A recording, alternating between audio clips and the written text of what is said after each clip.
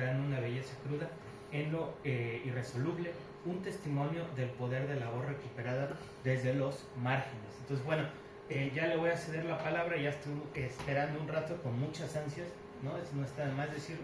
Después, pues vamos a hacer una serie de preguntas, porque seguro que va a haber, no solo preguntas, yo esperaría que también diálogo, ¿no? Y ya después cerraríamos el evento, ¿no? No me queda más que cederte la palabra, agradecerte y pues que lo disfrutemos todos. ¿Vale? Adelante. Gracias, doctor Gerardo, gracias al DELFIL siempre por recibirme con tanto cariño, a mí como me gusta venir. Pues como varios de ustedes saben, no sé, vamos a empezar por, levante la mano a quien le gusta Undertale y que por eso están aquí. Mira, qué bien, excelente, justo, perfecto. Pues creo que saben que en 11 días hacemos el 10º aniversario de esta gran pieza de arte. Y claro que quiero empezar preguntándoles, ¿saben por qué los esqueletos no tocan en la iglesia? Porque no tienen órgano. Claro que teníamos que empezar con un chiste de esos y ya hablaremos más de Sans y de todas las tradiciones que informan a ese personaje. Voy a empezar un poco por hablarles de dónde surge esta investigación. Esta investigación es una mezcla de lo que nosotros bien hacemos en nuestras carreras. Me imagino que muchos aquí son de letras también. ¿Sí? ¿No? ¿Qué más hay? ¿Qué más hay por aquí? ¿De dónde eres? Geografía. ¡Ay, mira qué lindo! Bueno, pues también, mira, todo es una colaboración. Pero pues yo desde la perspectiva de letras, que es donde yo puedo ver las cosas, me encontré con que Undertale es una pieza bastante compleja, ¿no? Entonces el día de hoy vamos a analizarla desde dos lugares en particular. Vamos a tomar el marco de la posmodernidad de Jean-François Lyotard y de la literatura ergótica de Esperanza, ¿vale? Esa va a ser un poco la idea y el marco que vamos a seguir. Sí. Más o menos ese va a ser el marco bajo el que vamos a estudiar este texto tan rico y tan grande que nos ha dado a todos muchos buenos ratos y muchos memes por más de casi 10 años, ¿no? A este punto. Como les comenté, vamos a empezar por Lyotard, desde la condición postmoderna o el reporte del saber, que surge en 1979. Varios de estos conceptos son muy importantes, sobre todo para estudiar Undertale, porque Undertale es finalmente una pieza muy, muy, muy postmoderna, ¿no? Como sabemos, en este libro de Lyotard lo que se habla de las posmodernidades es que se acaba, digamos, este pensamiento totalitario, esta manera totalitaria de ver el mundo, después de que se terminan todas estas cosas que pasan en el siglo XX. Ya no está ese totalitarismo ni político ni, digamos, social. Entonces se queda todo en una fragmentación. Estos grands récits, como él le llama, o grandes relatos, dejan de existir y se vuelven algo heterogéneo. Se fragmentan completamente y Undertale es uno de esos fragmentos que podemos ver como una ruptura de algo posmoderno, ¿no? La posmodernidad se caracteriza por esta creciente incredulidad hacia las metanarrativas más grandes y, como les digo, se crean estos juegos de lenguaje que son más locales, contingentes, heterogéneos, y esta crisis se materializa completamente en la literatura posmoderna a través de estrategias específicas que han redefinido la narrativa contemporánea. Esta fragmentación es una ruptura deliberada de estructuras lineales y coherentes, y pues también existe mucha intertextualidad que constituye una confrontación finalmente con lo ya preestablecido. Y creo que podemos ver toda esta herencia de lo ya preestablecido, ver cómo se rompe en Undertale de muchísimas maneras. En primer lugar, vamos a empezar con la fragmentación, y una de las herencias más grandes que le da la literatura clásica al videojuego, creo que ustedes lo saben, es el mito del héroe, ¿no? Casi todos los videojuegos, sobre todo los juegos de rol, los RPGs, todos hemos jugado, bueno, varios hemos jugado Final Fantasy, Dragon Quest o cualquiera de sus RPGs clásicos, siguen la estructura del monomito de Capcom, ¿no? Lo podemos observar muy claramente. Tenemos el héroe elegido que sigue este camino, que sigue estos obstáculos, que incluso crecemos de nivel para reflejar este viaje que tiene un héroe y que surge completamente de todos los videojuegos clásicos. Incluso fuera de los RPGs, si ustedes piensan en casi cualquier shooter o en cualquier juego de ese tipo, empieza uno el juego con un nivel muy bajo, el héroe, incluso aunque en otros, en juegos pasados hayamos no sé, obtenido todos los poderes del mundo, igual llegamos a la secuela y otra vez ya no hay poderes, ¿no? Y hay que empezar desde abajo, a subir de nivel, a empezar a ganar poderes, a matar, por supuesto, muchos enemigos, para poder subir de nivel, y este héroe elegido finalmente sobrepasa estos obstáculos y llega a salvar el mundo, ¿no? Esto es finalmente a lo que estamos acostumbrados, ¿no? Y Undertale muy claramente va a romper esto de distintas formas. Entre tantas, Frisk, el protagonista de Undertale, no es el héroe elegido, en lo más mínimo. Si piensan en su personaje, es difícil incluso pensar de qué manera el personaje crece o cambia. No hay ningún viaje por el que tenga que cambiar ese protagonista, porque tenga que crecer, por el que haya que pasar por obstáculos. No hay incluso ninguna violencia que ejercer hacia otros obstáculos. Tenemos opciones, está esta decisión en nosotros, pero como tal no hay un arco, ¿no? Los personajes que nosotros veríamos como el mentor, que nosotros veríamos como estos distintos hitos de este mito, están ahí, pero son ellos los que pasan estos viajes.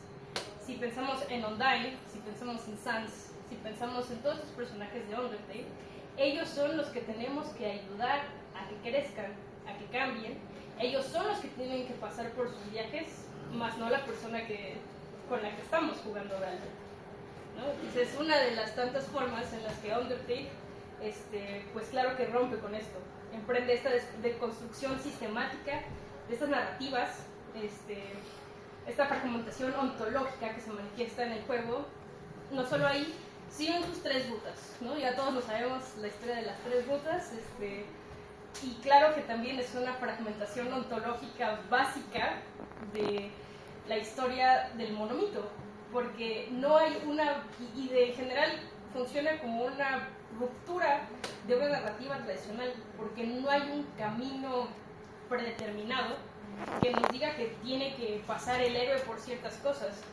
Hay tres caminos diferentes que además son muy contradictorios entre sí. La ruta que le llaman la pacifista y la ruta de genocida se excluyen mutuamente, no pueden existir en la misma realidad narrativa. Entonces tenemos ahí otra de las grandes fragmentaciones que tiene el posmodernismo, claro, aquí, ¿no? Y también está esta subversión de las cosas clásicas con toda esta actitud que hay hacia lo clásico. Porque claro que entendemos que Undertale sí es una reverencia a muchas cosas del pasado, ¿no? Vemos mucha intertextualidad con distintos juegos del pasado y con distintas tradiciones literarias. Podemos ver un poco de Earthbound, ¿no? Que es una de las inspiraciones creo que más grandes. Podemos ver un poco de otros juegos, incluso en el arte, en la música, en toda la manera en que están construidos. Vemos esta intertextualidad, pero está utilizada para construir algo un poquito distinto, ¿no? Creo que es una de las razones por las que se ha quedado tanto con nosotros, con todos los que lo hemos jugado. Yo creo que es una de las razones por las que se ha quedado tanto, ¿no? Porque ahí está.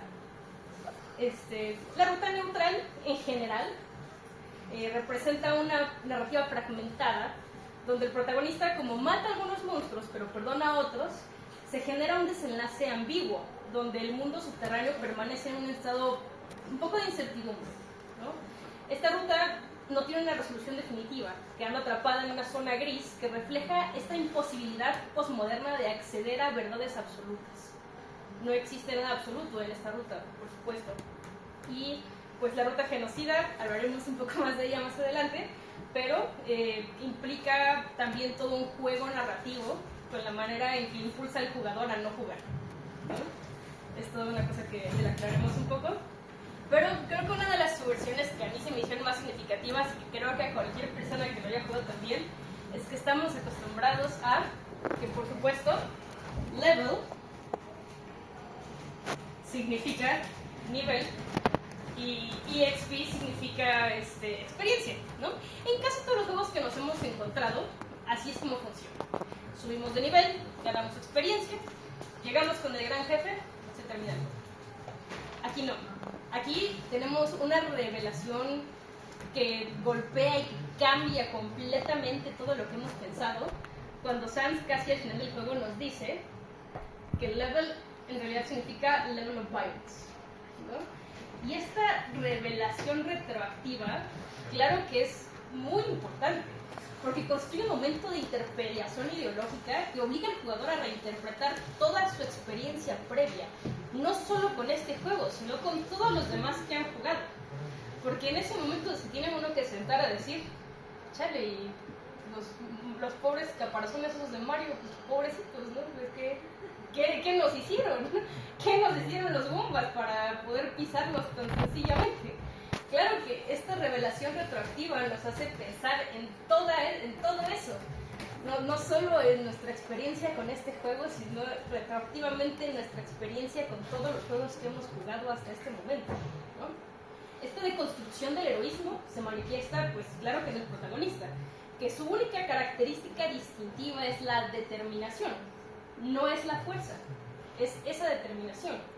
Una cualidad compartida que se puede manifestar, claro, de manera no solo constructiva, sino destructiva, dependiendo de las decisiones del lector-jugador. Porque puede ser algo completamente destructivo, como podemos ver en la roca llamada genocidio. Y vamos a también hablar un poquito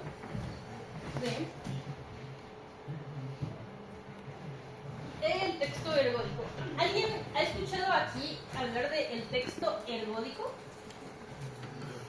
Sí, bueno, sí, pues creo que has estado en varias de estas, ¿no? Claro que sí. Sí, yo lo usé como un recurso para mi tesis porque yo estaba trabajando en Skyrim. Entonces, la lectura ergódica es prácticamente la base de la que formula Skyrim, que es prácticamente el ir leyendo conforme vas avanzando. O sea, cuando encuentras un ítem, por ejemplo un libro, lo lees y ese libro pues te va a dar una misión. Necesariamente puedes descartar el libro y avanzar, pero no vas a entender muchas cosas. Sin embargo, si lees el libro, vas a entender por qué tienes que seguir el camino, por qué tienes que hacer la misión y cómo desarrollar la misión, porque incluso el libro puede contener información clave en contra del enemigo que vayas a encontrar. Lo de la lectura ergódica es un poco eso, leer sobre la marcha en el juego e interpretar tus propias acciones que tomas con ella. Claro, muchas gracias. Sí, por supuesto. La literatura ergódica, este concepto surge en 1997 cuando Sven Arntzen publica este libro Cybertext Perspectives on Ergodic Literature, y justamente de lo que él hace es este término que se llama ergódico, que es una mezcla de ergon, trabajo y odos, camino. Porque, así como dijo nuestro compañero, ¿qué se llama? Emiliano, así como nos dijo nuestro compañero Emiliano, de lo que se trata todo esto es de hacer este trabajo de interpretación mientras vamos avanzando.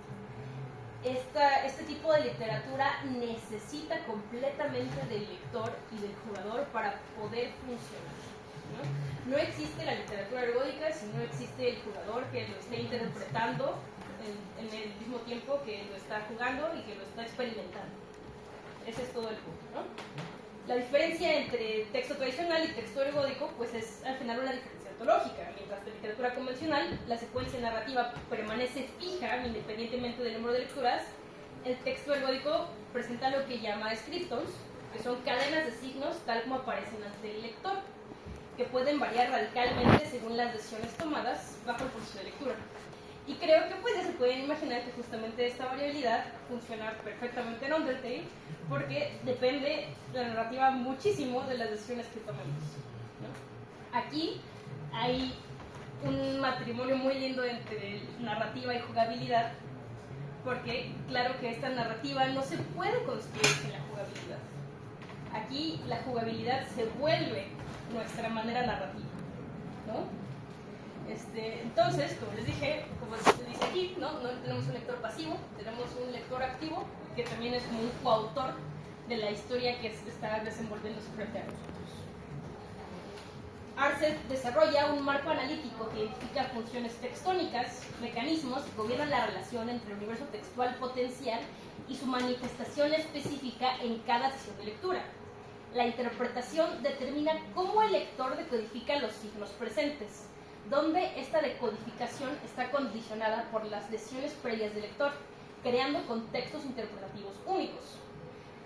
En cada partida que jugamos de Undertale, no vamos a tomar siempre las mismas decisiones. Incluso aunque escojamos una ruta que, no sé, ¿quién lo jugó? Pero ya había visto en internet algo y ya tenía como una idea de lo que quería hacer. ¿Ven? Sí, mira, ¿ven? Hasta la puerta. Gente que ya tenía idea, que ya había visto en internet algo, que bueno, lo convenció y que pues ahí estaban jugando, ya tenían una idea. Pero eso no implica que cada partida va a ser igual, porque no siempre van a escoger los mismos diálogos, no siempre van a acercarse a los mismos NPCs, no siempre van a empezar a la misma hora y a lo mejor se les va el internet y se les va la luz y eso también interrumpe la narrativa de alguna forma, ¿saben? Hay como toda una parte física y una parte que requiere de ustedes para poder construir estas historias. Y esta yo creo que es la belleza narratológica del videojuego en general. En este marco teórico, claro que el lector trasciende su rol tradicional de decodificador pasivo para convertirse en un coautor ergódico. Estas decisiones que tomamos no solo interpretan, sino que literalmente construyen los textos. Y vamos a hablar de justamente cómo Undertale es un ejemplo precioso de esto, porque permite elegir entre distintos como caminos narrativos. Y creo que el ejemplo de los más bonitos de narrativa y jugabilidad que tenemos es, sí, ya vi emoción por ahí, me da mucho gusto ver emoción, es la manera en que funciona la mecánica de combate, ¿no? Porque para las personas poquillas que no han jugado este juego, el combate de Undertale es una cosa muy particular porque se aproxima de diferentes maneras. En cuanto alguien tiene un encuentro con un NPC que podríamos caracterizar como enemigo, si tú estás acostumbrado a los RPGs normales y nadie te dijo y no tuviste un amigo que te dijera no mates a nadie y no tuviste el internet porque pues esto ya tiene unos años y ya yo lo jugué casi cuando salió y pues no había así muchas guías en internet así para decirnos, no, sí, pues no mates a nadie, ¿no? Entonces, si lo jugaron desde antes, pudieron haber llegado a matar a todos los enemigos porque dijeron, bueno, pues es que es lo que se hace en un RPG, ¿no? Pues llegas, matas enemigos y ya después se acaba el juego, ¿no? Vamos subiendo el nivel y ya. ¿Qué es lo que sucede aquí? Aquí hay una mecánica muy importante en donde tienes que aproximarte a estos obstáculos de una manera muy particular. Puedes llegar aventando golpes, como si fuera Ciudad de México en plena lluvia, en el metro ahí, puedes llegar aventando golpes y llegas a una conclusión. Pero puedes llegar y puedes encontrarte con cualquier enemigo e intentar entenderlos, razonar con ellos, descubrir cuáles son sus motivaciones y a partir de ahí tomar una decisión para ver cómo ayudarles, ¿no? Si se acuerdan, no sé, de cualquiera. Hay uno muy simpático que es, no me acuerdo si puse aquí, creo que no, que todo el asunto de ese personaje es que quiere ser un comediante, ¿no? Y se te empieza a reír de sus chistes. Sí, claro, ya lo recordaron por allá, claro. Sí, te empiezas a reír de esos chistes, pues se anima y te deja en paz, ¿no? Pero no es una manera tan convencional de acercarte a esos problemas, más en un videojuego, ¿no? Porque nosotros llegamos a golpear, ¿no? Es a lo que estamos acostumbrados. Y justamente esta manera de jugabilidad tan particular es una ruptura completa que tiene que ver tanto con la fragmentación que implica el posmodernismo, tanto como con esta construcción de significado que implica esta literatura gótica. Aquí vemos las dos cosas actuando en cada uno de estos encuentros, ¿no? Sí se animaron a no matar a nadie. ¿Quién sí se aventó la ruta pacifista así completa? Mire, qué bien. ¿Quién se aventó la genocida? Personas valientes también. Personas valientes. ¿No? Porque estas mecánicas, claro que obligan al jugador a replantear sus funciones sobre el progreso, el éxito y la resolución narrativa. Como señala Bogost en su teoría de la retórica procedimental, los videojuegos hacen argumentos a través de sus reglas y sistemas, no solo a través de su contenido narrativo. Como les digo, yo iría más adelante y decir que su contenido narrativo es jugabilidad también. Y bueno, la fragmentación también la terrena, aquí está. Las tres rutas principales denominan acciones intertextuales que funcionan, como les dije, de manera exclusionaria. No puedes tener las dos rutas al mismo tiempo y todos tuvimos que jugar una ruta neutral para comenzar. Entonces tenemos esta fragmentación completamente narrativa. Y vamos a pasar a lo que seguramente todos tenían muchas ganas de ver. Permítanme.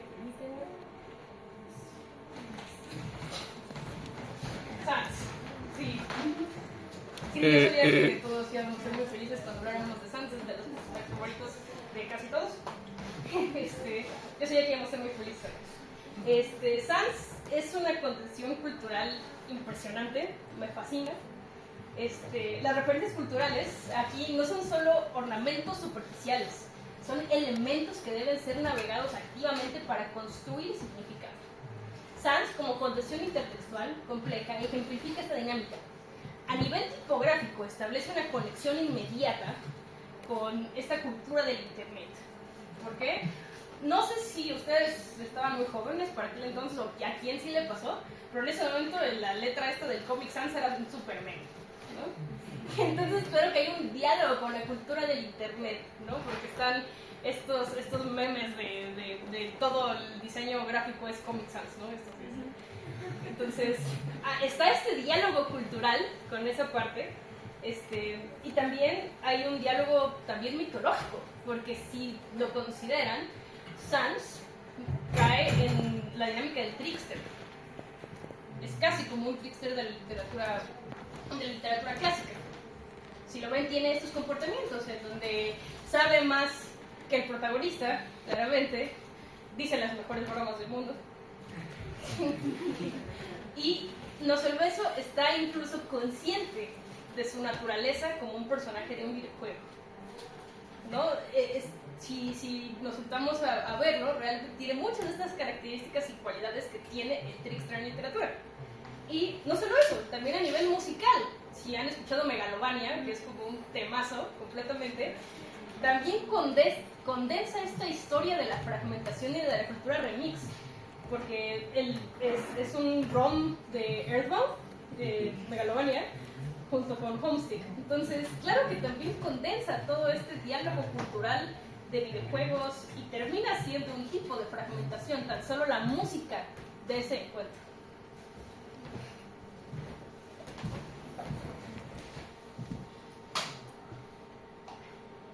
Y claro, vamos a hablar también, si hablamos de Megalovania, tenemos que hablar claramente de la ruta genocida. ¿Quién se la aventó de los que dijeron que sí? ¿Cómo es? ¿Hay música? ¿Qué tantos diálogos hay? A ver, platíquenos un poco su experiencia con esa... A ver, por allá. A ver, pues, hola, lo llevo porque todavía sigo atorada como un Así pasa. Clásico. Ya son varios meses. Pues sí, hay un punto en el que cuando ya terminas de matar a todos los monstruos en cada sala, ya no hay más diálogo, ya la música, ya no hay música, solamente hay un sonido. Sí, realmente, como que te detiene. Algo que me encanta es que te detiene a cada rato de que, ay, no, ya no hay nadie más aquí. No te todos, maldito pedazo. Sí. ¿no? Y deja de haber música. ¿Alguien que haya llegado más lejos, cómo sintieron ese encuentro? Yo sí me la terminé toda, llegué a cuando... O sea, me tardé 3 meses con Sal. Pues como dice la compañera, pues vas viendo cómo poco a poco no hay música y eso, pero eso te hace dar cuenta de que has matado a tantos que ya no hay nadie. No hay nada. No hay compañía. Y con esta disminución de la música, o sea, yo cuando lo jugaba era como de, creo que me siento sola. Sí, Entonces, y cuando veía la serie era como de, determination en el sentido de, hay que sentirse determinado. Y cuando veo, te faltan 3. Sí, y así como de... Y antes de enfrentarme a Sans, que ahí me atoré mucho tiempo, no mucho tiempo, realmente me atoré como 3 días, porque me faltaba uno y yo estaba dando vueltas y vueltas, y no encontraba a nadie. Y no sé, ¿sientes que es divertido? O sea, que únicamente es divertido estar ahí dando vueltas buscando. No, de hecho ya estaba así como de, bueno, pero voy a terminar. Pero voy a hacerla. Por el bien de la trama. Por el bien de la trama. Ah, sí, bueno, yo tengo el dato curioso de que la música que suena ya que mataste a todos los de la zona es la canción de Flowey, pero como 50 veces ralentizada. Sí. Sí. Entonces, pues sí, o sea, cuando la escuchas, sí sientes que... A mí me daba miedo, la verdad. ¿Verdad? Está este sentimiento de miedo. Y claro que es lo que tienes que sentir. Porque hablamos de la determinación como una cualidad, pero también puede ser una cualidad destructiva. En este caso, la narrativa lo que está haciendo es dándole al lector o jugador esta sensación de miedo, de temor, de no querer seguir jugando, ¿no?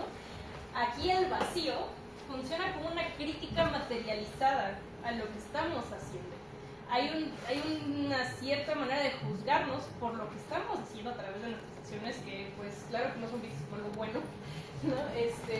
Con estos encuentros que son muy difíciles, que hay que estar dando vueltas y vueltas y vueltas para encontrar a cualquier persona, las melodías distorsionadas de Flowey, el mundo que está abandonado y muerto, y el jugador que tendría que ser el héroe y que, si lo pensamos bien, el Horta Genocida está haciendo lo que se espera de nosotros en cualquier RPG, en realidad no eres un héroe, te conviertes en un monstruo. Y además, retroactivamente, cada vez que quieras intentar un save nuevo, te va a salir esto. Incluso aunque hagas una ruta pacifista de nuevo, queda manchado, digamos, de alguna manera por lo que ya hiciste. Esto es una técnica muy interesante. La resistencia estética es increíble, que culmina cuando los comerciantes cierran sus tiendas, los personajes menores huyen, el mundo se convierte en un espacio cada vez más despoblado. Es una imagen dialéctica que configura ver lo familiar desde una perspectiva radicalmente nueva, mostrando algo aterrador y un poco feo, ¿no? La verdad. Y esta estructura inherentemente violenta es llevada a sus últimas consecuencias aquí y se nos muestra por lo que es, ¿no? Nada más que violencia. Y esta determinación se vuelve un signo de violencia.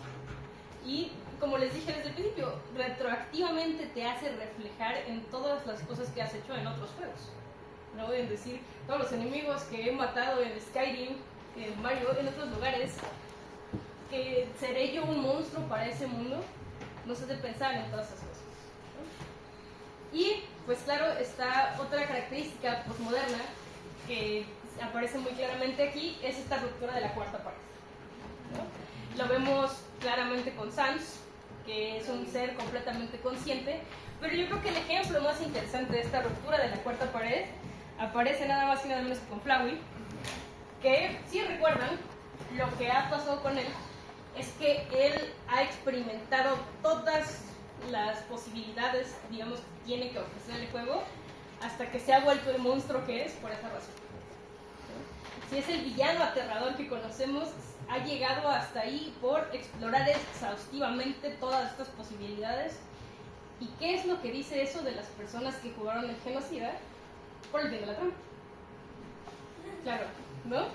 Porque queremos saber qué es lo que pasa. Entonces, tal como él intentamos seguir y seguir y seguir para explotar todas estas posibilidades narrativas para saber qué es lo que pasa, ¿no? Y el juego definitivamente nos juzga por eso. Y está esta ruptura narratológica en decirnos, pues sí, eso es lo que pasa cuando sigues hasta su límite lógico todas las cosas que puedes estar haciendo, matar y matar y matar y seguir. El mismo juego nos juzga por eso. Hay consecuencias persistentes que se materializan incluso en el guardado, ¿no? Y que a todos nos pasó que los siguientes files se pueden llegar a corromper hacia el final del juego.